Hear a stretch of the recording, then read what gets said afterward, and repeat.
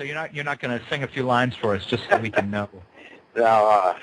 No. Okay. Well, I tried. Tell us a little bit about what led you to write the new book, Donnie Brasco, Unfinished Business. Well, doing all the, I lecture quite frequently, both police organizations and private companies, private organizations. And a lot of the questions that I get asked were questions that weren't answered in the first book, strictly because the investigation was still ongoing as far as the court trials, and I couldn't reveal stuff that wasn't made public record because trials were still going on. So when the trials had ended and all the information was public record, basically, is when I decided to write Unfinished Business.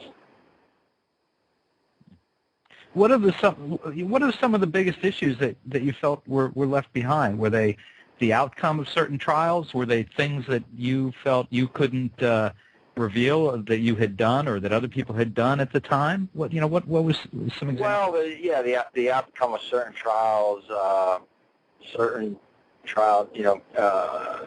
trials that were going on, and plus events that happened while I was undercover that weren't revealed during the first book and during some of the first trials. Personal things that happened and information regarding different wise guys that couldn't be revealed without being public record. I was kind of surprised that the book actually started with your experience on the set of Donnie Brasco. Was that I thought, what am I going to read about here? Was that more just a device to remind people it was just what's happened? It was just a refresher, refresh people's memories and in their mind what the first book was about and what the story of Donnie Brasco was. So that's how we... Go ahead, I'm sorry. No, I was just saying that's how we led into the book.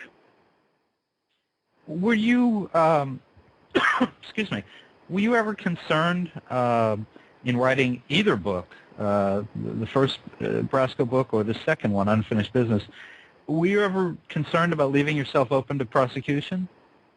Well, sure, you know what I mean, that's always in the back of your mind, whatever you do, anything public. And that's basically the reason that what's in Unfinished Business was left out of the first book, and then again after stuff became public record and so many years had gone by, but that's the risk any undercover runs, is that you get a zealous prosecutor that decides he wants to, go after a police officer or an agent for work that they've accomplished. And undercover work isn't your straight up investigation. You have to do certain things if you're going to maintain your credibility, but more so if you're going to stay alive. It's all about your own personal safety, basically. Has the mood of law enforcement towards undercover agents like yourself, who worked 20, 25 years ago, changed today in terms of, well, it may have been accepted then, but it's not accepted now, and we're going to go after that guy? Or is there a general respect for the work that was done? Well, there's a general respect for the work that's done, because it's not everybody can work undercover, and it's an undertaking that a lot of people in law enforcement don't aren't interested in because of the safety factor, the long hours, not only the hours that you work and the long hours that you work, but the hours away from either your